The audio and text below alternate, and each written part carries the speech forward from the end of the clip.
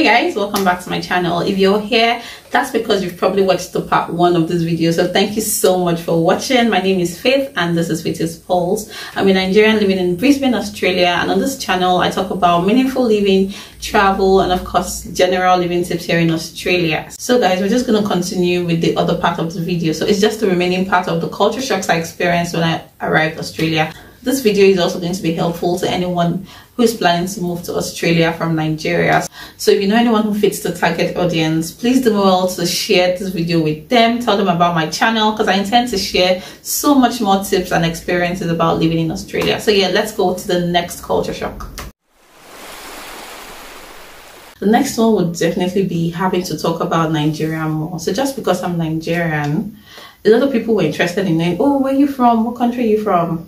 Of course, I would say Nigeria, and then some people who don't know where Nigeria is, I'll have to say, oh, it's in West Africa. Like, I had to talk more about Nigeria. I feel like once I got to Australia, I had to even start reading more about Nigeria because like they were interested in all these questions. Oh, what do you guys export? Oh, what kind of resources do you have in Nigeria? What's your tourism like and all that? So yeah, I feel like I talked about Nigeria more once I got here. That's not a bad thing, but it's just something that never happened back home in Lagos, like in Nigeria. I mean, which Nigeria will come and be asking me, oh, what do Nigerians export? Or what's the name of your president? Or what's your political system like? I mean, it was just different and I had to, you know, deal with that. But yeah, that was nice. I mean, it was always nice to tell people that Nigeria and you know, talk about Nigeria. I even met somebody who knew we were very good at football. It's the next thing I could not understand was how I won't be home, but yet you had to still come to my house to do a house inspection.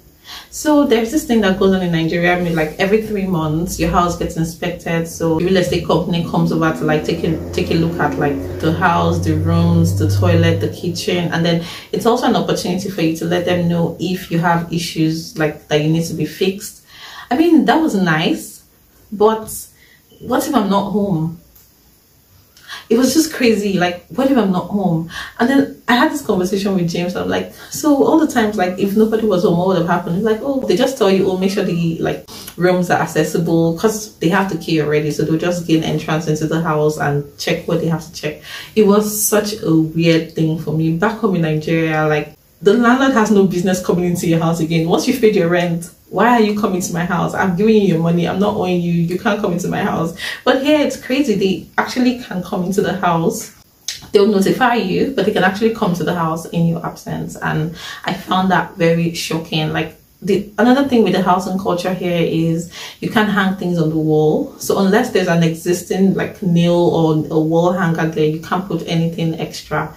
Back home in Nigeria, you know how we do. Just take your nail, hit anything you want, and hang all your decorations and all. But yeah, I thought it was really weird that the estate agents could gain access into the house when like the owners of the house are not even there. Like the tenants in the house are not even there. That was really something I had to struggle with.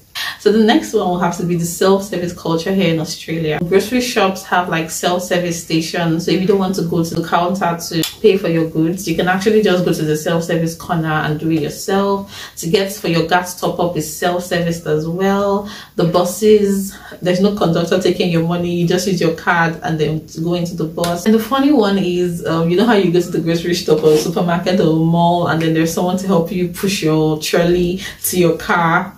None of that goes on here. You will have to push the trolley by yourself. So if you like buy 2 trolleys of groceries, you will push those 2 trolleys to your car. So yeah, that's something that was different. I mean, I didn't really think that was an issue, but like it's something different that I have to adjust to as well. So I would always say, oh, I need to make sure I'm buying just what I need because I won't find anybody to help me carry my stuff. So yeah, that was really, really interesting. Guys, if there's anything that surprised me more, it had to be the fact that a lot of people were surprised that I could speak well or that I could communicate properly. Like, not everybody knows that Nigerians actually speak English, and I thought that was shocking. Like, so what are we going to be speaking in Nigeria? Igbo, Yoruba? I mean, we have our languages, but why are you surprised that we have good education in Nigeria? I had to do a lot of explanation as well. So that was kind of shocking to me because back home in Nigeria, why would you be asking me, oh, you can speak English? Oh, your English is really nice. Anyway, that was something I had to deal with. It was probably the biggest shock I had because I still don't understand it till now. If you ask me, I'll respond to you, but I'll probably give you a side eye. So for the slangs in Australia, I like to believe that I read a bit about Australia before coming here. So I mean, everybody should do this. If you're going to move somewhere, or if you're going to live somewhere for a period of time, or if you're just going to travel somewhere for like a short period of time, you should read about the place, right? So I had read about Australia and like, oh, okay, they have these slangs. They call avo avocado, they call avo afternoon, they call babi barbecue. But one that I really didn't understand was whereabouts you live in. Like, whereabouts are you living? Why not just ask me, where are you living, or where do you live? What's whereabouts are you living, or whereabouts do you stay? I had to struggle with that. The first time I heard it, it was from the manager at the place where I volunteered. She's like, oh, whereabouts are you coming from? And I'm like, she's like, what suburb? So when she said what suburb, and then I figured out, oh, she's probably asking where I live. And then I was like, oh, okay, so this is where I stay and blah blah blah. But it was just weird. Whereabouts are you living? Whereabouts are you coming from? Like, that's too long. Just ask me, where do you live? I will be fine. So I had to struggle with that the first day. I'm going to put a couple of more slangs on the screen so that you can just, you know, get familiar with it, just in case you're coming into Australia. It's good for you to know as well, so that you're not like looking when you're asked this question. One of the things I found very surprising was the use of horns. Like, they literally don't use their horns here. You know how back home in Nigeria we use the horn for saying hi, for saying bye, for open the gate, for move out of the way, all the road rage, you use your horn to communicate to the next driver. Here, nobody's using the horn for anything.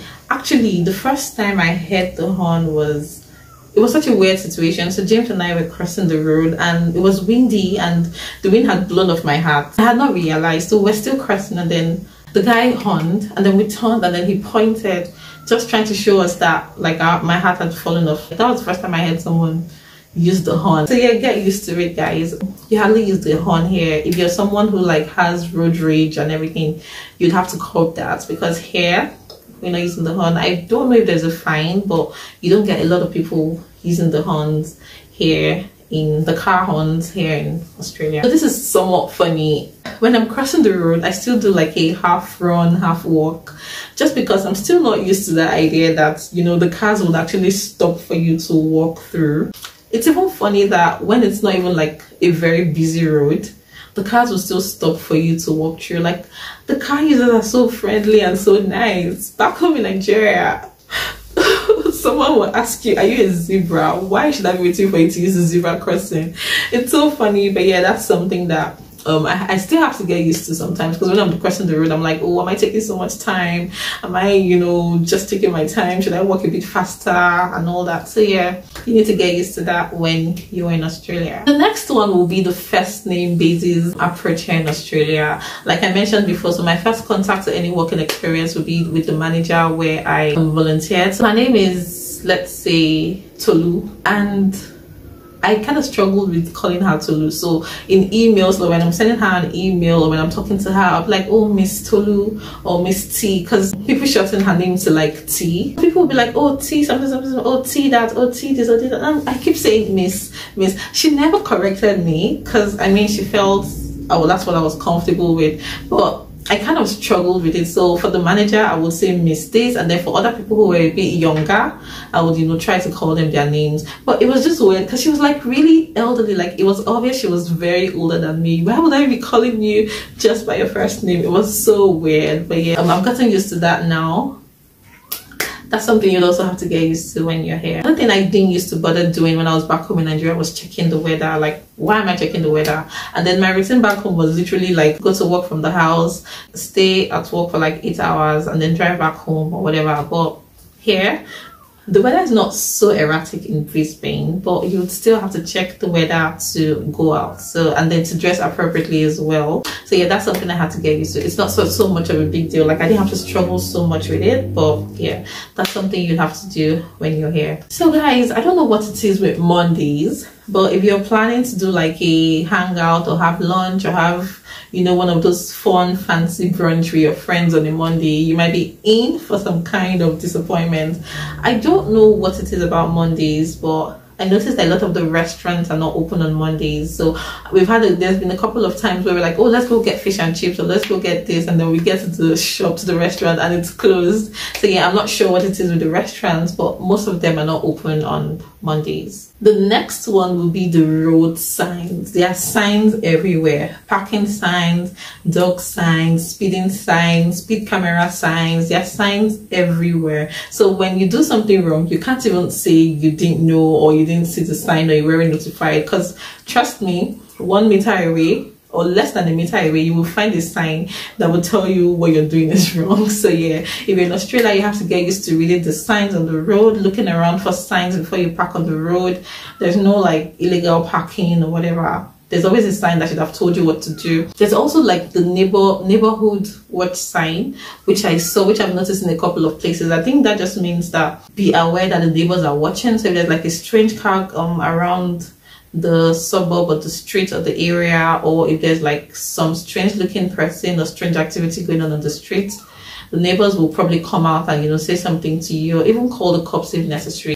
So this one really blew my mind. So I've heard about like children daycare, child daycare, but I was shocked when we were returning from like the farmers market one day and I saw dog daycare. Yes guys, I actually saw a dog daycare. I know that there are like veterinary centers and stuff, and that's what I'm used to, but a dog daycare, wow, how beautiful is that? Tongue in cheek guys, but yeah, there are people here who have very good relationship with their pets, and I'm not surprised that there's someone who thought about the idea of starting a dog daycare for their little pets, for their little humans, like some of them say. But yeah, that's something you have to get used to. Dogs are very appreciated here in this country. Dogs have their own signs, dogs have their own parks. I've seen dogs in like prams and baby prams. Yeah, I've seen dogs be treated as nice as possible, as if they're human beings. So that's something you have to get used to when you're here. I was surprised at first, but I think that, I mean, to each his own. Everybody's free to do whatever it is they want to do, so I'm fine with that now. I don't find it as strange as I did when I was here earlier. One thing that I knew about but we didn't really used to do back home in Nigeria was the sustainability culture. So here in Australia, you have to be aware of what color of bin to use to dispose your refuse. So like there are different colors of bins for each. So like for the bottles, for the papers, for like your food waste, they have different colors. I'm going to put it on the screen as well, just so that you have an idea for whenever you get here. Even children were aware of these colors. It was amazing when I figured out that they're trying to teach even children at a very early age that you should have like different bins for different refuse. I think that was something that's really nice. And yeah, I found it strange at first, but now thinking about it, it's actually a good concept. So if you're moving to Australia, that's something you need to know.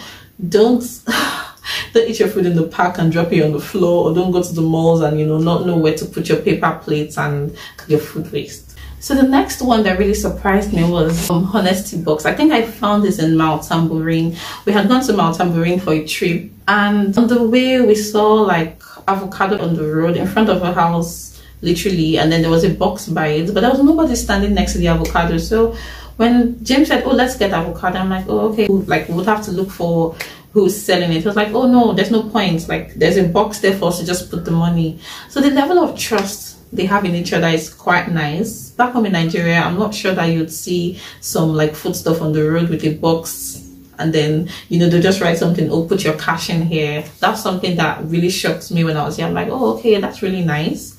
Like you would actually trust people to come pick up the goods they want and like drop the money for you.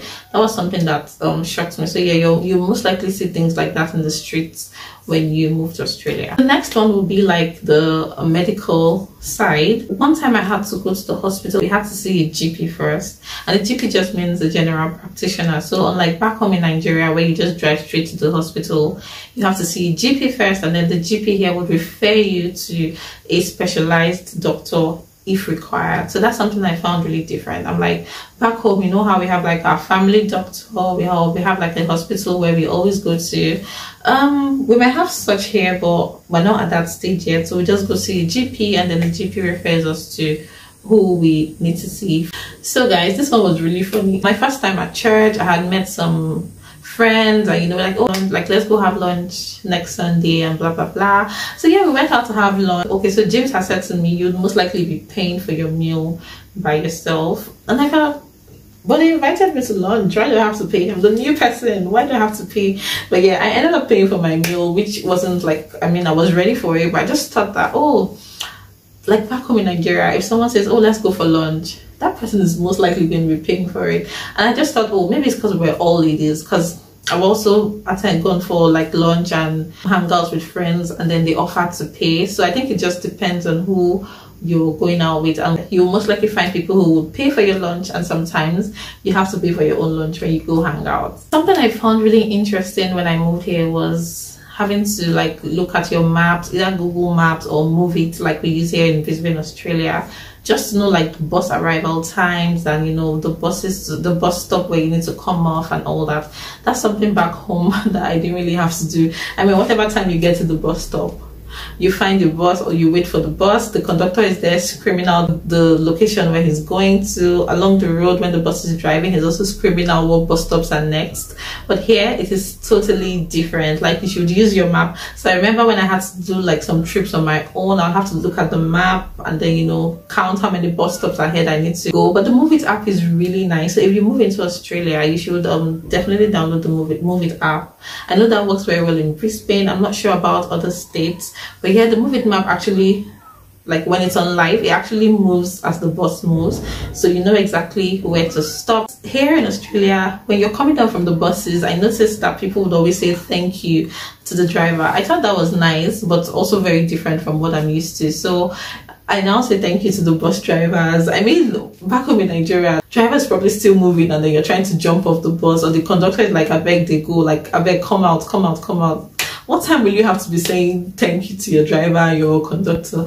But anyway, I just think it's a really nice culture here that the bus drivers are appreciated for the work that they do. So guys, we've come to the end of this video. I'm super excited I finally got this out of the way. I feel like I've been planning for this video from before I even got to Australia, because I mean, I had seen video ideas and I knew that I wanted to talk about my culture shock as well. So I'm happy to get this out of the way and yet sharing with you guys. If you relate to any of these things I've said, please leave me a comment in the comment section. I'm very sure I haven't exhausted the list, but yeah, these are the ones I could come up with, and I'm sure I'll still be experiencing some more because I've just had 2 Christmases here in Australia and I'm very open to learning. So yeah, I'm looking forward to learning more, and of course I will be sharing my experiences with you all. Thank you so much, and if you're on this journey of moving to Australia, it's going to be a beautiful one and we can't wait to have you here.